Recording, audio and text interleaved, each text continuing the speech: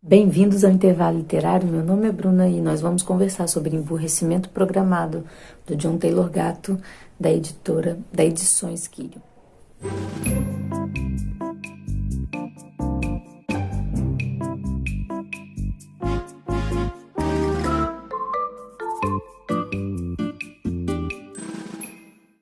Bem, esse livro é emocionante. Pode ser estranho, né, eu falar que um livro assim é emocionante, mas eu realmente tive horas em que suspirei, porque ver um professor falar como o Gatto fala a respeito do que ele viu dentro das escolas me deixou assim, me distraiu dessa cidade chata, da situação precária em que eu vejo, né? Situação precária em que eu vivo nessa cidade, porque é uma cidade tão culturalmente pobre, sabe? Enfim, foi só um momento da leitura. Enquanto eu estava lendo, eu tive momentos assim difíceis de constatação da minha situação. Desculpa o desabafo, mas o professor Gatto também faz esse desabafo, né? Ele também fala de forma emocionada a respeito da própria carreira. E ele foi premiado também 3 vezes como professor do ano, né? Assim, 3 anos seguidos em Nova York. E ele deixou a vida de professor porque ele não queria mais ganhar a vida machucando as crianças. E a partir daí ele começou a palestrar e a ensinar a respeito dos males da escolarização compulsória e acaba inspirando muitos pais, né, na sua jornada a deixar os filhos, tirarem os filhos da escola e fazerem uma educação domiciliar. Esse livro traz 5 capítulos, alguns deles são discursos e palestras que ele deu nesses prêmios que ele ganhou e em alguns outros lugares. Talvez tenha um texto aqui que não seja palestra, que é um texto mais longo, capítulo 5. O último texto eu gostei muito, porque o autor fala um pouco mais livremente a respeito das suas expectativas a respeito desse livro e explica como que ele escreveu esse livro também. O contexto é importante, é um livro escrito na década de 1990 a respeito das escolas dos Estados Unidos e de Nova York especificamente. Então, assim, vai ter coisa aqui que parece com as nossas escolas e vai ter coisa que não parece. Mas, sendo os Estados Unidos o exportador, né, do modelo de educação, você vai reclamar disso se você quiser muito, mas muito mesmo, reclamar do contexto em que o livro foi escrito. Então, eu continuo achando ele relevante, tudo que ele falou para mim foi importante. Então, eu não acredito que você deva deixar de ler só porque ele foi escrito num lugar diferente, sobre escolas diferentes, num tempo diferente. O autor vai fazer uma denúncia de como o ambiente escolar é nocivo, planejado para o emburrecimento, para a alienação do aluno, para treinar o aluno a receber ordem e ensina ele a não valorizar nenhuma tarefa criativa ou pensamento construtivo. E ele vai acabar indicando também no capítulo 5 o ambiente mais adequado para que a criança cresça aqui. No primeiro capítulo, o Gatto vai dizer quais são as 7 lições que ele ensina na escola. Ele fala que na escola não importa qual o currículo da escola, só tem 7 lições que ele ensina. Eu anotei aqui para fazer um resumo. Ele ensina confusão, porque os conteúdos não têm relação entre eles, então você começa estudando matemática e daí a 40 minutos você está estudando português, daí a 40 minutos você está estudando ciência, aí você sai para comer. Você nem quer comer, mas já é recreio. Aí é intervalo, né? E aí você volta e vai estudar sei lá o quê. A posição de classe, né? Então, lá nos Estados Unidos, as crianças são divididas, além de idade, elas são divididas por desempenho. Então, é bizarro, isso não acontece, né, aqui mais no Brasil, mas eu já fui colocada numa classe para crianças muito bagunceiras, vocês acreditam? A indiferença, né, porque você está fazendo uma coisa que você está gostando, de repente, por exemplo, eu estou na aula de matemática, gosto muito de matemática, aí eu estou desenvolvendo um cálculo e bate o sino e eu tenho que parar. Você vai treinando, sabe? Você começa com muito interesse, mas vai treinando largar as coisas, assim. Até conversei com a Renata sobre nosso mau costume de ficar saindo de um assunto para o outro, de um assunto para o outro, de um assunto para o outro. E isso, a gente foi treinado a fazer isso, sabe? Porque assim a gente não constrói nada. Também ele falou da dependência emocional e intelectual. Então, você, por exemplo, você volta para casa com o seu boletim, o que vai dizer pro seu pai que ele deve te elogiar não é a relação que vocês têm, é na verdade o que o boletim vai falar. Gente, desculpa a minha voz, mas não quis deixar de gravar só por causa da voz. É, eu lembro quando eu chegava em casa com as minhas notas boas e lá embaixo assim, muito inquieta, muito faladeira. E a minha mãe não me elogiava por causa das minhas notas. Ela brigava comigo por causa do meu comportamento. E ela não fazia errado, mas minha relação com a minha mãe era pautada pelo que vinha escrito no boletim. Então é uma dependência. Então eu tenho que conquistar o meu professor para que eu tenha também um bom relacionamento em casa. E eu tenho que conquistar o professor para eu poder ir no banheiro, que é uma coisa assim óbvia, né, que a criança precisa ir no banheiro. E aí você fica, ai, tomara que ela deixe eu ir no banheiro porque eu tô muito apertada. Aí você vai e pede para ir no banheiro. Gente, isso é encarceramento, isso. E é isso que acontece, né? Então você tem uma dependência intelectual porque você só está crescendo intelectualmente se você aprende o currículo. Se você sabe qualquer outra coisa, menos o currículo, você é burro. É complicado. E ele vai falar também da autoestima provisória, que é essa questão, né, de que você tem autoestima na medida em que a escola vai te dando sinais de que você tem valor. A evolução é pautada por testes, notas, tudo vem de cima, números, estatísticas, é isso que o aluno é. E também a impossibilidade de se esconder, eu achei isso interessante, não existe tempo livre na escola, nem em casa, nem nada. Você está trancafiado, sendo vigiado, e você não desenvolve absolutamente nada sozinho. E aí as crianças, né, aprendem a ficarem sempre sendo vigiados, não desenvolve nenhum tipo de personalidade, porque está sempre fazendo uma performance, né, para quem está vigiando. Então ela não consegue ser verdadeira, ela só é performance.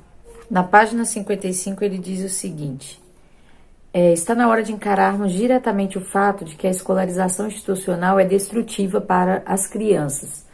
Os péssimos resultados, né, da escolarização são claros, né? Drogas, violência, as pessoas não se educam, na verdade, e isso vem sendo propagado pelos próprios defensores da escolarização, dizendo que a escola está em péssimos lençóis aqui no Brasil, mas continuam pedindo recurso para aumentar essa escolarização. E esse discurso de que a escola tem um péssimo resultado é mentira. Ele diz, a escola faz exatamente o que ela foi feita para fazer. Por isso que ele fala, né, o emburrecimento acontece e tá tudo bem, obrigado. Ele vai dizer o seguinte, na página 54. Ricas ou pobres, as crianças escolarizadas que enfrentarão o século XXI não são capazes de se concentrar em nada por muito tempo, têm uma noção precária do tempo que já foi e do tempo que está por vir, são céticos em relação à intimidade por serem filhos de divórcios, pois os divorciamos da importante atenção dos pais, odeiam estar a sós, são cruéis, materialistas, dependentes, passivos, violentos, tímidos diante do inesperado, viciados em distração. Essa é a descrição do resultado final da educação, de acordo com o professor Gatto. A escola ensina o menino a obedecer ordens, são afastados da vida dos mais velhos e da vida adulta, enjaulados com pessoas de sua mesma idade. Eu acho isso horroroso, quando falam que tem que socializar a criança. Aí socializar a criança é botar ela com crianças exatamente da mesma idade dela. Isso não é socialização, né? Isso é divisão mecânica, anti-humana, hostil à vida comum que se levaria fora da escola. O autor ataca, sem dizer que está fazendo isso, aquela ideia, aquela frasezinha que todo mundo fala quando a gente fala de educar a criança em casa. Ah, mas e a socialização? Como se conviver com a mãe, com o pai, com o avô, com o tio, com o primo, com o padeiro, com o cara da esquina, sabe? Como se conviver numa rua onde tem pessoas. não fosse socialização. Não entendo isso. A escola não passa de uma rede operacional, onde o ser humano tem valor por uma coisa muito específica da sua personalidade, muito diminuta da sua natureza, onde as relações são artificiais, provisórias, estão longe do vínculo real entre membros de uma família que constroem juntos a importância dos seus membros. A afirmação da criança escolarizada não é a sua relação com seus pais ou com seus amigos, não está naquilo que ele se interessa e desenvolve por seus próprios esforços, mas em alcançar nota máxima em testes de uma realidade fantasiosa sem nenhum propósito. A escola é o próprio objetivo da criança. Ela é ensinada a almejar o próximo passo. Então a gente está na pré-escola para chegar na alfabetização, a gente está na alfabetização para ir para o ensino fundamental, do fundamental para o médio, do médio para a faculdade, da faculdade para um trabalho, para comprar coisas. Almejando substituir a família, a escola rouba tempo dos pais com a criança, sufocam a originalidade familiar e depois culpam a família pelo seu fracasso como família. E aí é mais uma desculpa para que a escola tenha mais tempo com a criança. Na página 83 ele vai dizer: ao se apropriar de 50% de todo o tempo dos jovens, ao trancafiá-los junto com outros jovens que têm exatamente a mesma idade, ao tocar sinais para começar e interromper o trabalho, ao pedir que as pessoas pensem sobre a mesma coisa, ao mesmo tempo, do mesmo modo, ao classificar pessoas como se classifica plantas e em dezenas de outras maneiras vis e estúpidas, as redes operacionais escolares roubam a vitalidade das comunidades e substituem-na por um mecanismo hediondo. Ninguém sobrevive a esses ambientes ilesos, nem os alunos, nem os professores, nem a direção, nem os pais. O propósito real das redes operacionais gigantescas, como a escola, é regular e uniformizar. Garantir que essas crianças se tornem adultos programados para o consumo, e a servidão é o objetivo da escola. A verdadeira educação deve ensinar o indivíduo a fazer parte de alguma coisa, a fazer parte de um lugar, de uma rua, de um rio, no sentido de que aquela pessoa tenha relações reais com o que a cerca. Descobrir um sentido para si mesmo, assim como descobrir um propósito gratificante para si mesmo, é uma parte fundamental da educação. Mas o vitorioso da escolarização compulsória é aquele que consegue comprar mais. No capítulo 5, que se chama O Princípio Congregacional, ele vai contar a história da Nova Inglaterra do século XVII, aonde as igrejas formavam então núcleos de sociedade desprovidos de qualquer controle central. E ele vai extrair dessa organização congregacional um estilo benéfico para o desenvolvimento natural, e saudável daquele lugar. Uma teoria que talvez possa nos levar à melhor reforma ou reavaliação, onde erros graves se autolimitam e, em termos históricos, são rapidamente eliminados por mecanismos naturais de mercado. O que aconteceu lá na Nova Inglaterra foi uma dissociação do governo central. As pessoas se associavam livremente para resolver os seus problemas e essa associação livre se dava por concordância, nenhum tipo de imposição governamental e ninguém era obrigado a tolerar ninguém. Então, você tinha que lutar para que aquela associação fosse feita. Então, se um estranho chegava lá naquele lugar, naquela cidadezinha, naquele povoado, se você fosse hostil àquele lugar, eles te expulsavam. E isso fazia com que a comunidade tivesse uma identidade tão sólida que ela se desenvolveu para consertar os seus próprios erros. Achei isso extremamente interessante. E os congregacionalistas expulsavam da cidade toda pessoa que fosse hostil, cujos temperamentos não se adequem a nós, cujo convívio nos será nocivo. A individualidade era estrutural, com predominância da dialética, quando nenhum controle tem autoridade para dizer a maneira certa de se fazer qualquer coisa. A maneira certa era encontrada, mas pelo diálogo e pela competição de ideias, e não por uma imposição, sabe? Sabe aquelas leis que te obrigam a conviver com as pessoas? Grandes tensões podem derivar dessa liberdade toda, claro, e por isso ela é mais natural e produtiva do que a imposição. E esses benefícios que talvez levem mais tempo para florescer na vida real, mais tempo do que na vida controlada na escola, por exemplo, é eliminada com a escolarização compulsória. Não existe associação natural na escola. Porque essas coisas que são desenvolvidas na vida de dialética, né, a lealdade, a empatia, a solidariedade e a amizade, acontecem apenas com pessoas reais, entre particulares, e não com a raça humana toda. Essa coisa de você uniformizar as pessoas está ligado com essa ideia de solidariedade humana. Só que não existe solidariedade humana, o que existe é solidariedade entre pessoas. Então eu só consigo ser solidário de verdade com uma pessoa que eu alcanço.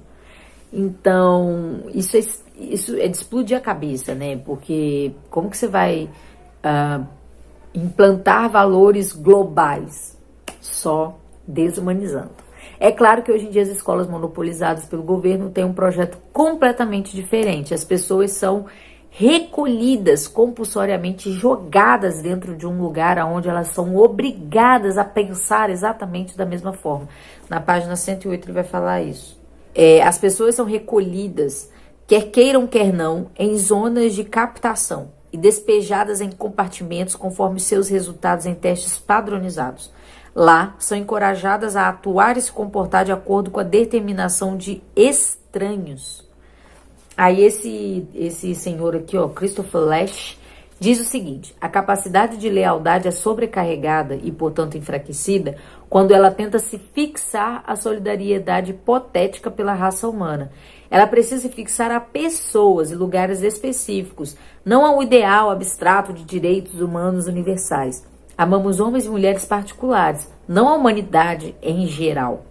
Gato não esconde a sua profunda decepção com a escola. Ele largou tudo para poder ensinar as pessoas a educarem os seus filhos em casa.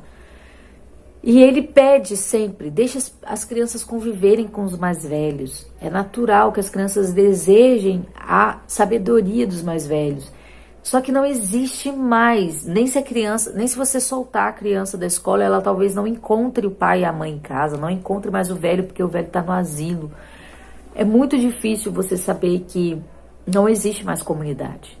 E querer resgatar isso sozinho é um desafio muito grande. Eu digo por mim, né? Eu não consigo... Talvez eu tenha mais facilidade para desenvolver isso por eu morar no lugar onde eu moro, numa cidade pequena, junto com a minha família.